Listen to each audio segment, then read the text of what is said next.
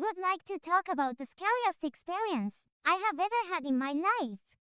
It is an actual event that happened, but when I put it into words like this, I thought it wasn't so scary. Maybe I'm just not a good writer. But I will write. It happened more than 10 years ago, when I was a student in Tokyo. My hometown is in the countryside, but I had some good friends in my hometown, and when I went back to my hometown for holidays, I would go back to my hometown in the morning. During the vacations, I would go back to my hometown and have a good time drinking till morning, picking up girls, going to parties, and so on. Then, during the summer vacation, I went out with my friends at night, as usual.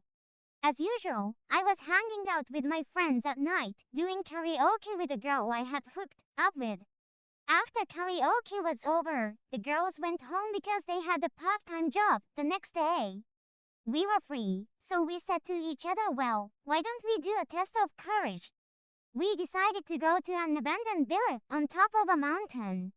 I would never go there now. There's nothing fun about testing your mettle with just men. But I had just gotten my driver's license at the time, and it was fun to do whatever I wanted. The villa has since been torn down, but it was apparently quite famous among the locals.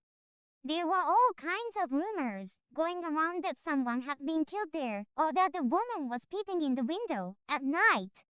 I had no idea what was going on there, and I had 4 friends going with me, so I was pretty relaxed about it. It was my first time there, and I guess I was more excited than scared. I had spent a lot of time at the karaoke bar, so it was already around midnight when I arrived there. I was surprised when I arrived. Why is there a villa so deep in the mountains? There was nothing around. I turned off the headlights of my car and found it was pitch black. I was pretty freaked out, but I had my friends with me, so we decided to go inside the ruins. We smashed through the barricade and went inside. The inside smelled of dust and mold, and there was broken glass and other things scattered around, creating a certain atmosphere. It seemed that the motorcycle gang was also coming, and they had spray-painted signs saying who's coming or something like that, which also scared me a lot. Well, I'm not much of a fighter, but some of my friends were in martial arts or something, so I felt like I could handle being attacked as long as it wasn't a very large group. Fortunately, we had a lot of fun in the abandoned house for a while, exploring, picking things up, breaking things, and so on. After a while, we got bored and went back to the car. As we were returning to the car, the driver happened to close the door. I was in the passenger seat, so I was watching, and it really did lock by accident. After that, I stayed where I was, started the engine, and enjoyed listening to CDs and talking in the car. After a while, I saw a light coming from near the top of the mountain. It seemed to be a car. What kind of car comes down from the mountain at this time of night? We were a little nervous. We had been trespassing and praying around a lot, so we thought about running away.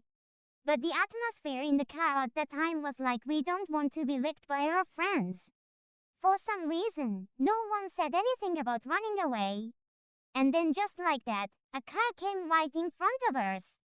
Well, it was a straight road of course, but for some reason, the car was a cab. What were they doing on the mountaintop at this hour? Why a cab deep in the mountains? We wondered. The taxi stopped a few dozen meters behind our car, dropped us off in the back seat, and drove right past our car. As they got out, I thought to myself, oh no, is this the owner of this villa? I thought. They looked at us for a while, and then they came towards us slowly. And one of them seemed to be a woman. She was wearing a bright red one-piece dress. The other one was obviously a man in a suit. I had no idea of their age, but I guess they were around 40. His face was too dark to see.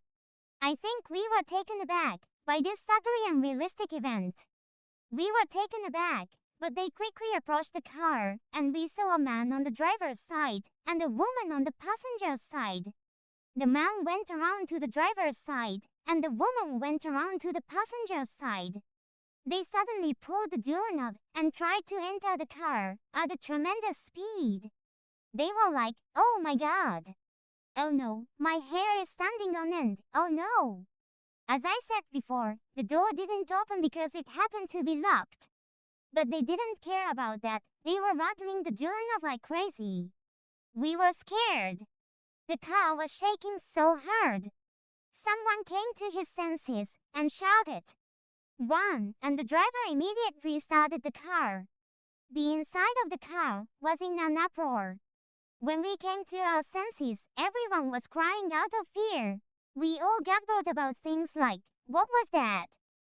I thought to myself, thank God my friend is a stupid, cheerful guy. We were like, who was the one with the biggest tears in his eyes? And I said, not me, and he said, you were the teary-eyed one.